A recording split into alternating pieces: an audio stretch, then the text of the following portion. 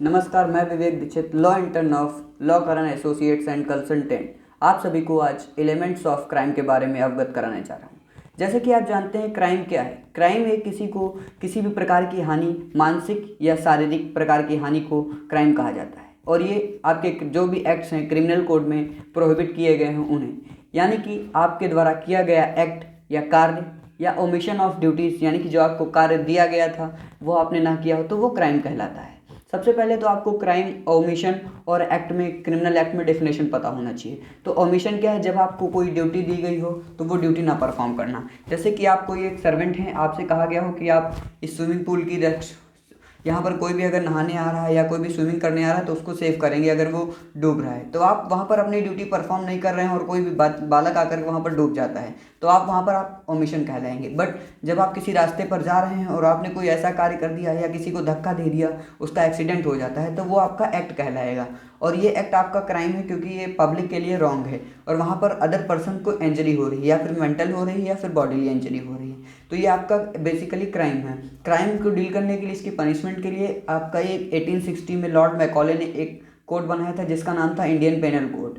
ठीक है, तो इंडियन पेनल कोड में बेसिकली क्राइम की 4 डेफिनेशन, कहीं पर क्राइम डिफाइन नहीं है।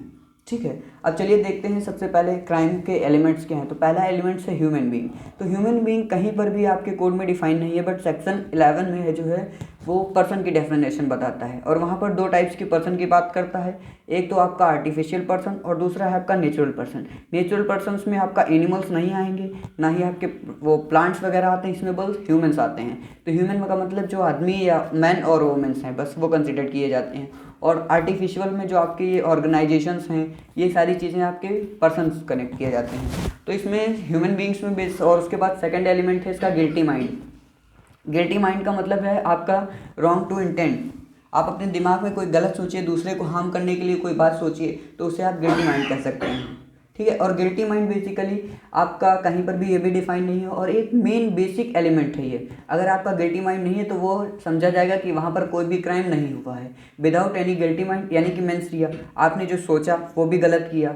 आपने सोचा कि किसी अदर को हार्म पहुँचाना है तो हार्म पहुँचा रहे हैं आप, यानी कि उसके लिए आपने पहले माइंड बनाया, यानी कि आपने अपने दिमाग में सोचा उसके लिए, तो ये इंटेंशन था आपका, बैड इंटेंशन, यानी कि गिल्टी माइंड। ठीक है, और उसके बाद आपका थर्ड एलिमेंट है एक्टस रियस, यानी कि आपने जो थॉट प्रोसेसिंग अपने दिमाग में सोचा है, जो आपने सोचा कि थर्ड पर्सन को हार्म पहुंचाना है, उसके लिए आप कोई भी एक्ट कर रहे हैं, यानी कि प्रिपरेशन कर रहे हैं। प्रिपरेशन मीन्स आप कोई एक्ट कर रहे हैं, आपने गन वगैरह ली है और उस गन लेकर के आप रख रहे हैं, बिल्कुल लेकर चल रहे हैं, तो ये आपका एक्टस रियस है। और गन से आप उसको मार भी दे रहे हैं, तो आपने जब उसे मार दिया तो ये आपका एक्टस रियस हो गया। मतलब कि आपकी जो इंटेंशन था उसके कॉन्सिक्वेंसेस में आपने कोई एक्ट कर दिया है, और जो एक्ट आपने कर दिया है वो आपका एक्टस रियस कहलाएगा। क्यों? क्योंकि आप उसके पीछे आपका मोटिव है, इंटेंशन, गिल्टी माइंड, यानी कि आप पीछे सोच चुके थे कि हमें इस तरीके से इसे मारना है और एक गन लेना है, गन लेकर के इसे मारना है। और कब मारना है? जब ये शाम को मार्केट निकलेगा। बेसिकली आप इस एग्जांपल के थ्रू समझ सकते हैं कि आप वो मार्केट निकला तो आप भी निकले गन लेकर के, और आपने उसे शूट कर दिया। तो ये जब आपने शूट किया है तो ये आपका एक्टस रियस कहलाएगा। एक्टस रियस के बाद है आपका फोर्थ है इंजरी।